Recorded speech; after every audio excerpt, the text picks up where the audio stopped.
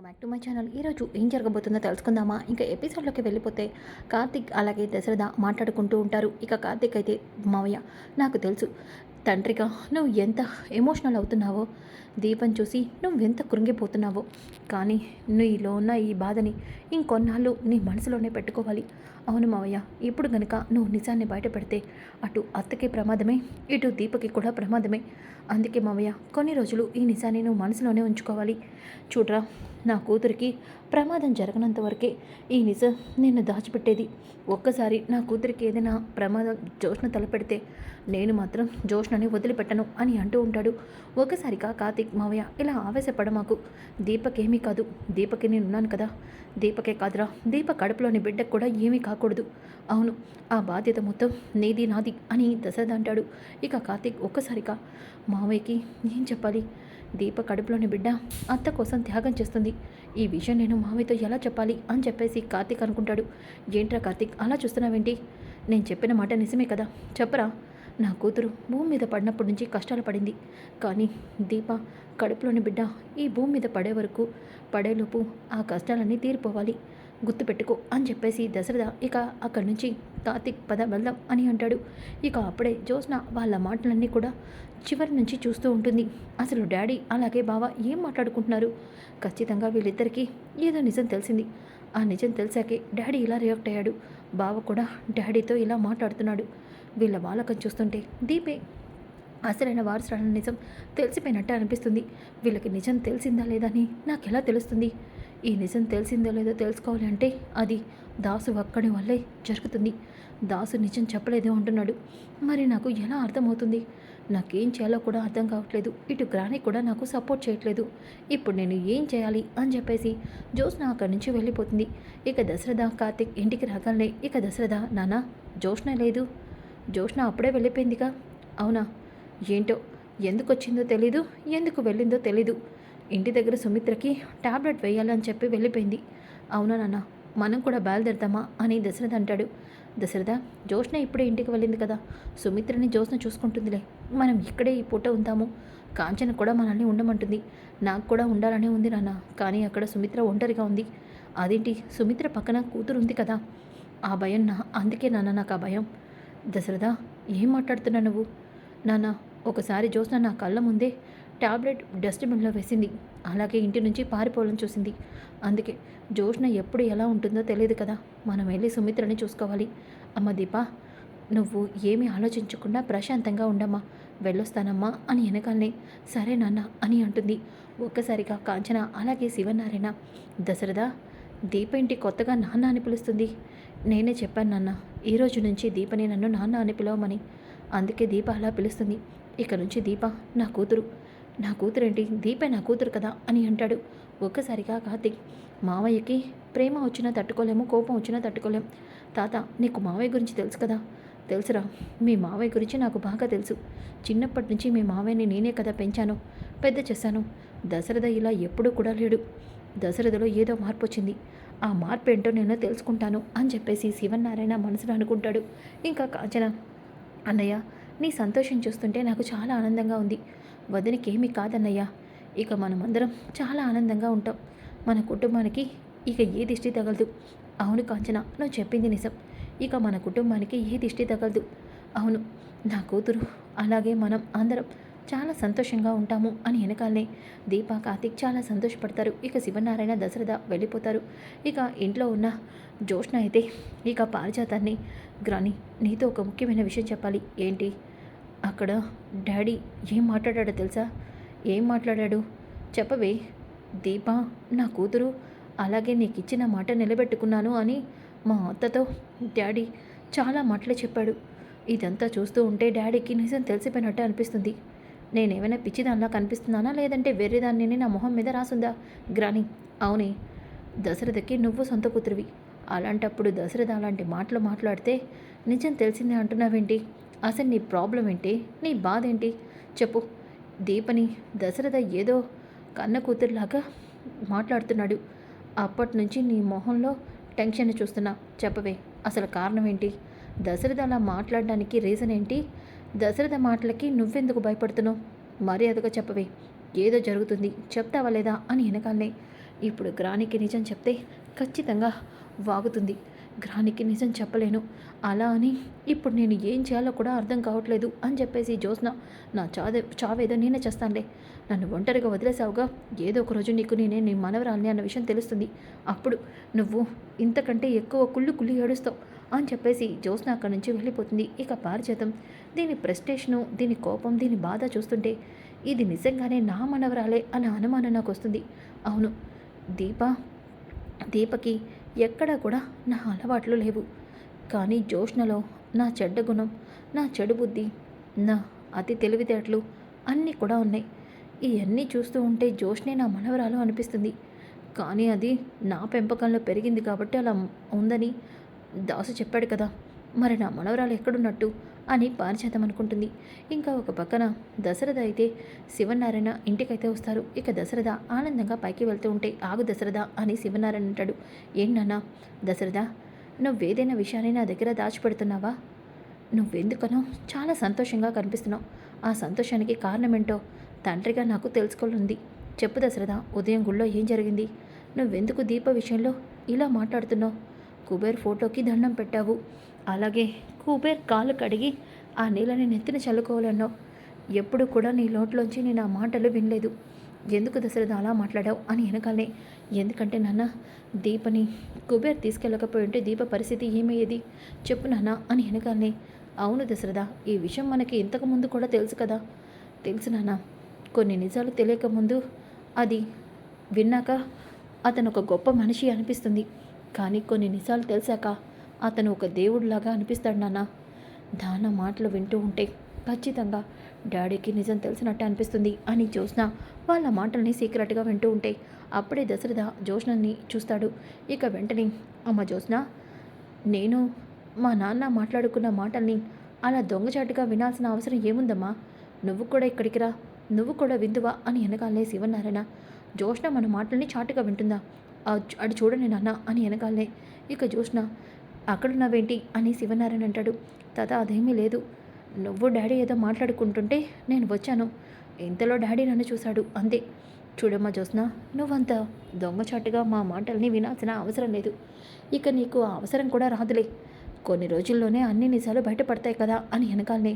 శివనారాయణ అలాగే దశరథ మాటలకి షాక్ అయిపోతాడు. దశరథ, ఏం మాట్లాడుతున్నా నువ్వు? అదే నాన్న, జ్యోత్స్న ఇలా చాటుగా నేను ఏం మాట్లాడుతున్నా నా వినాల్సిన అవసరం లేదు. ఎందుకంటే కొన్ని రోజుల్లో మీ అందరికీ కొన్ని విషయాలు తెలియబోతాయి. అప్పుడు మీరు ఇలా అడగాల్సిన అవసరం కూడా ఉండదు. డాడీ ఏంటి ఇలా మాట్లాడుతున్నాడు? దశరథ, నువ్వేం మాట్లాడుతున్నావు? అదే నాన్న, సుమిత్రకి ఆపరేషన్ కాకముందంతా మనం భయపడి దొంగచాటుగా మాట్లాడుకునే వాళ్ళం, సుమిత్రకి ఆరోగ్యం పరిస్థితి తెలియకూడదని. అలాంటి అవసరం ఇక ముందు ఉండదు కదా, అలా అంటున్నాను అంతే. అమ్మా జ్యోత్స్న, భోంచేసావా? చేశాను డాడీ. సుమిత్ర, మమ్మీ ఇంకా తినలేదు. మీ మమ్మీ తింటే ఎందుకు, తినకపోతే నీకెందుకులే అమ్మా. నువ్వు తిన్నావు కదా, వెళ్ళి ప్రశాంతంగా పడుకో, సుమిత్రని నేను చూసుకుంటాను అని చెప్పేసి దశరథ వెళ్ళిపోతాడు. ఇక జ్యోత్స్న డాడీ మాటలు చాలా డిఫరెంట్గా ఉన్నాయి. డాడీకి నిజం తెలిసినట్టే అనిపిస్తుంది, తెలియనట్టే అనిపిస్తుంది, ఏమీ అర్థం కావట్లేదు అని అనుకుంటూ ఉంటే, శివనారాయణ మాత్రం దశరథను చూస్తుంటే నాకేదో ఆశ్చర్యంగా ఉంది. దీప విషయంలో దశరథ ప్రవర్తన నాకు అనుమానాన్ని కలిగిస్తుంది. దశరథ, దీప, కార్తిక్ వీళ్ళ మధ్య ఏదో జరుగుతుంది. ఆ విషయాన్ని దశరథ నాకు చెప్పట్లేదు. కానీ దశరథ చెప్పకపోయినా ఆ నిజమేంటో నేను తెలుసుకుంటాను అని శివనారాయణ అనుకుంటాడు. ఇంకా ఉదయం అవుతుంది. ఉదయమైన తర్వాత కార్తిక్ అలాగే దీప ఇద్దరు కూడా ఇక హారిక దగ్గరికి వెళ్తారు. ఇంతలోకి హారిక ముందు దశరథ ఉంటాడు. ఇక దీప అలాగే కార్తిక్ హాస్పిటల్కి రాగానే దశరథని చూసి షాక్ అయిపోతారు. నాన్న, నువ్వేంటి ఇక్కడ? కార్తిక్, నువ్వే మీ మావయ్యని హాస్పిటల్కి రమ్మని చెప్పావని, నువ్వు మీ మావయ్యని నిజం చెప్పావని అంటున్నారు. ఇది ఎంతవరకు నిజమో తెలియదు కదా, అందుకే మిమ్మల్ని పిలిపించాను అని హారిక అంటుంది. మావయ్య, నువ్వు హాస్పిటల్కి ఎందుకు వచ్చావు? అయినా మమ్మల్ని ఇక్కడికి ఎందుకు పిలిపించావు? చెప్పు మావయ్య అని వెనకాలనే. ఇక దశరథ, అమ్మ దీప, ముందు నువ్వు కూర్చో. ఒరే కార్తిక్, నువ్వు కూడా ముందు నా మాటలు విను. డాక్టర్, దీప నా కూతురు అన్న విషయం నాకు తెలిసిపోయింది. సుమిత్రకి దీపే బోన్ మ్యారో ఇస్తుందన్న విషయం కూడా నాకు తెలిసింది. కానీ దీప సుమిత్రకి బోన్ మ్యారో ఇవ్వటం వల్ల దీప కడుపులోని బిడ్డకి ఏ ప్రమాదం ఉండదు కదా, ఆ విషయం కనుక్కుందామని నేను ఇక్కడికి వచ్చాను అని దశరథ అనగానే ఒక్కసారిగా కార్తీక్, దీప, ఇటు హారిక షాక్ అయిపోతారు. ఇక దీప నాన్నకి అనుమానం ఎందుకు వచ్చింది అని చెప్పేసి అనుకుంటూ ఉంటాడు. ఇక కార్తీక్ అయితే, మావయ్య అదేంటి ఇలాంటి ప్రశ్న అడుగుతున్నావు, అయినా నీకు ఈ అనుమానం ఎందుకు వచ్చింది చెప్పు మావయ్య అని అనగానే ఇక హారిక, ఏంటి కార్తీక్, అంటే దీప వాళ్ళ సొంత కూతురు అన్న విషయాన్ని చెప్పావు, కానీ దీప చేసే త్యాగం గురించి నువ్వు దశరథ గారికి ఇన్ఫామ్ చేయలేదా అని హారిక అంటుంది. ఒక్కసారిగా దశరథ, ఏంటి డాక్టర్ మీరు మాట్లాడుతుంది, ఇంకా దీప త్యాగం చేయడం ఏంటి, ఏ విషయాన్ని వీళ్ళు నా దగ్గర దాచిపెట్టారు, మీరు దేని గురించి మాట్లాడుతున్నారు అని వెనకాలనే ఇక దీప, నాన్న అదేమీ లేదు, ఈ విషయాన్ని నువ్వు ఇక్కడితో వదిలేసి ముందు మన ఇంటికి వెళ్దాం పద నాన్న అని అంటూ ఉంటే ఇక దశరథ, ఆగమ్మ దీప, ఇప్పటి వరకు నువ్వు మాకు దూరమై ఎన్నో కష్టాలు పడ్డావు, ఇక అవన్నీ నీకొద్దమ్మా, ఇక నీ జీవితంలో కష్టం అనేది వచ్చింది అంటే అది ఈ నాన్నని దాటి నీ దగ్గరికి వెళ్ళాలి, అందుకే ఇక్కడికి వచ్చాను, నా కూతురికి ఎటువంటి ప్రమాదం జరగదని డాక్టర్తో నేను కన్ఫర్మ్ చేసుకుందామని ఇక్కడికి వచ్చాను, అందుకే మిమ్మల్ని కూడా పిలిపించాను. డాక్టర్, మళ్ళీ దీప బ్లడ్ టెస్ట్ని ఇంకొకసారి చెక్ చేయండి, అలాగే దీపకి ఎటువంటి సమస్య లేదని చేయండి, ఈ బోన్ మ్యారో ట్రాన్స్ప్లాంట్ చేయండి, లేకపోతే ఈ ఆపరేషనే వద్దు. అవును, ఇంకొకసారి నా కూతుర్ని నేను ఏ రకమైన పరిస్థితులను దూరం చేసుకోలేను, అందుకనే ఇక్కడికి వచ్చాను, చెప్పండి డాక్టర్, ఈ ఆపరేషన్ వల్ల నా కూతురికి ఏం కాదు కదా అని దశరథ చాలా ఎమోషనల్గా అడుగుతూ ఉంటే దీప చాలా ఎమోషనల్ అవుతుంది. ఇక కార్తీక్, మావయ్య అవునరా కార్తీక్, నా కూతురు పుట్టగానే మాకు దూరం అయ్యి ఎన్నో కష్టాలు పడింది, ఇప్పుడు నా కూతురు ఎవరో నాకు తెలిసాక కూడా దీపకి చిన్న గాయం కూడా కాకూడదు, తనని ఈ గుండెల మీద చూసుకోవాలనే ఆశతో ఉన్నానురా, అందుకే ఈ ఆపరేషన్ వల్ల దీపక్ కానీ దీప కడుపులోని బిడ్డకు కానీ ఏమైనా అయితే కన్న తండ్రిగా నేను తట్టుకోలేను, అందుకే నిజం తెలుసుకుందామని ఇక్కడికి వచ్చాను. డాక్టర్, మీ నోటితో ఒక్కసారి వాళ్ళకేమీ కాదని చెప్పండి, చెప్పండి డాక్టర్ అని వెనకాలనే ఇక హారిక చెప్పబోతూ ఉంటే కార్తీక్, డాక్టర్ మీరు ఆగండి, కార్తీక్ ఈ విషయంలో నువ్వు నన్ను ఆపాలనుకున్నా కానీ ఆయన ఎమోషన్ చూశాక నిజం చెప్పాలని అనిపిస్తుంది. అవును, ఈయన చెప్పిన మాటలన్నీ వింటూ ఉంటే దీప తల్లిదండ్రులకి దూరమై ఎన్ని సమస్యలు పడిందో అర్థమవుతుంది. అలాంటి దీప ఇప్పుడు వాళ్ళకి ఎంత పెద్ద త్యాగం చేస్తుందో వాళ్ళకి తెలియాలి అని వెనకాలనే దశరథ ఒక్కసారిగా షాక్ అవుతాడు. ఇక దీప, హారిక గారు దయచేసి ఈ విషయం గురించి మీరు ఇంకేం మాట్లాడద్దు, దీప నువ్వు నీ బిడ్డని త్యాగం చేసి నీ కన్నతల్లిని నువ్వు బ్రతికించుకోవాలని చూస్తున్నావు, అదే విషయం నీ కన్న తండ్రికి కూడా తెలియాలి కదా అని వెనకాలనే దశరథ, డాక్టర్ ఏం మాట్లాడుతున్నారు మీరు, అవును దశరథ గారు, సుమిత్ర గారిని దీప సేవ్ చేయాలి అంటే దీప బోన్ మ్యారో ఇవ్వాలి, దీప బోన్ మ్యారో ఇవ్వటం వల్ల తన కడుపులోని బిడ్డ చనిపోతుంది, దీప తన బిడ్డని త్యాగం చేయాల్సి వస్తుంది అని వెనకాలనే ఒక్కసారిగా దశరథ కుప్పకూలిపోతాడు. డాక్టర్ ఏం మాట్లాడుతున్నారు మీరు, దీప కడుపులోని బిడ్డ చనిపోతుందా?